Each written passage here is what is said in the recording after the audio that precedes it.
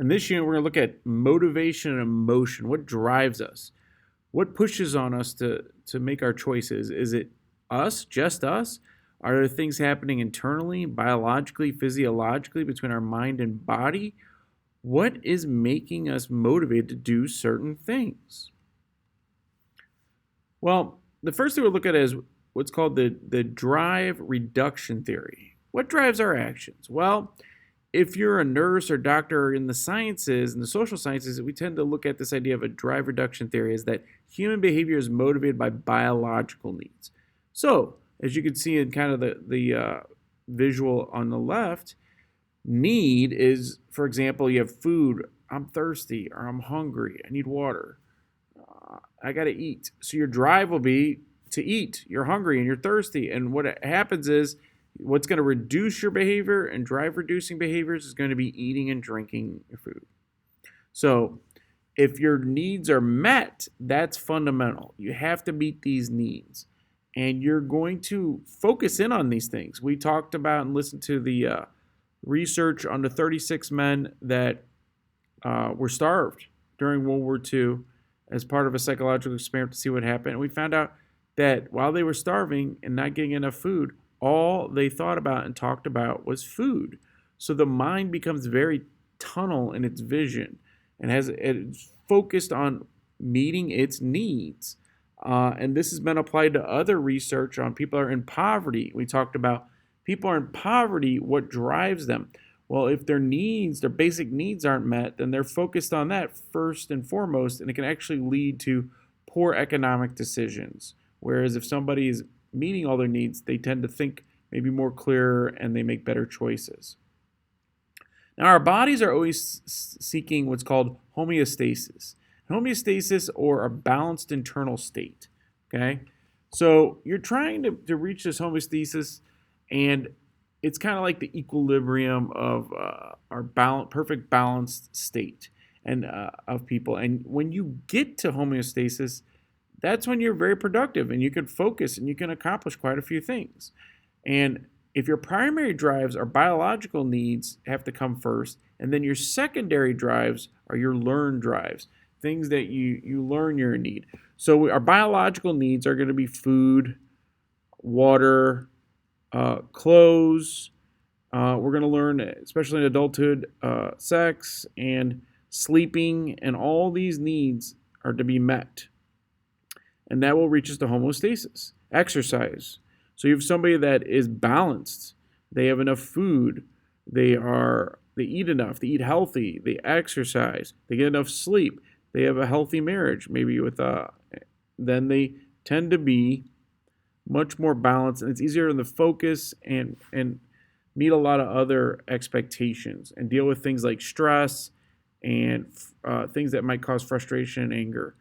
Now, on the other side of it, if you're not in homeostasis, so you could see like students in school that don't get enough sleep or they play on their phone a lot, they can't focus. And it's not that they're not intelligent. What's happening is their needs haven't been met. If they didn't get enough sleep, they're not following their circadian rhythm. A lot of times people are thirsty. When we do tests to see how many people are dehydrated, it's remarkable. Most people walk around dehydrated. They don't drink enough water.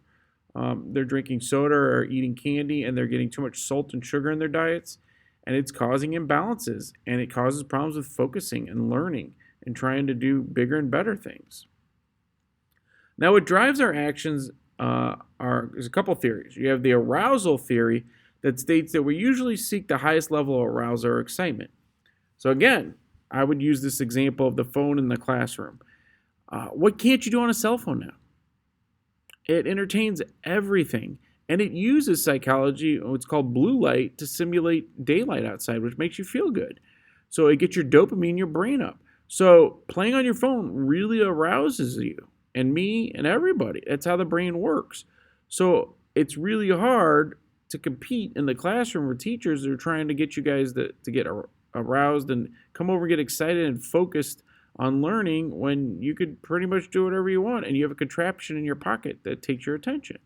So that causes a lot of issues. Under the Yerkes-Dodson law, states that his levels of arousal works great on easy tasks. However, can decrease performance on difficult tasks. So if you have high levels of arousal, that works great on easy tasks. However, it can decrease performance on difficult tasks.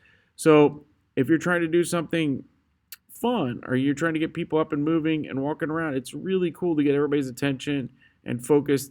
However, if we're trying to do something pretty in depth, like take an exam or think really critically about a paper we're writing or we're reading a book, if there's a lot of arousal or a lot of stimuli going on around, that's gonna cause all kinds of problems. And you can see the bubble at the bottom.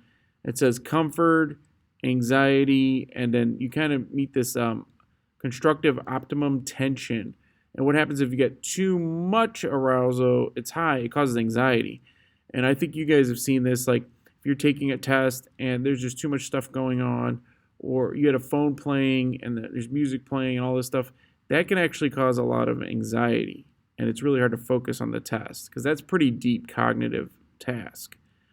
Where if we're just having a conversation or we're trying to look at a topic, we want to get people hooked, we might want to get you guys to do something to kind of jump out of your seat or move around the classroom and talk to each other and have short conversations. And then maybe the arousal will decrease and you can focus in on when things calm down. So you don't want to get too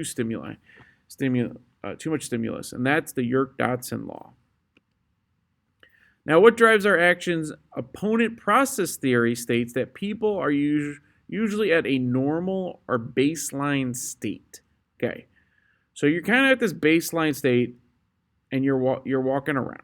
Now, this baseline can actually change, and one of the things that can change your baseline pretty quickly is drugs, for example. So it says we can do drugs such as cigarettes that give us a buzz or feel good. Cigarettes, and then we see really extreme examples of drugs like opiates, which completely knock your baseline out. Once people get into opiates, we found out that it's just, you guys have probably seen everything from people can just not get off of drugs, that they'll ignore their family members, their own families.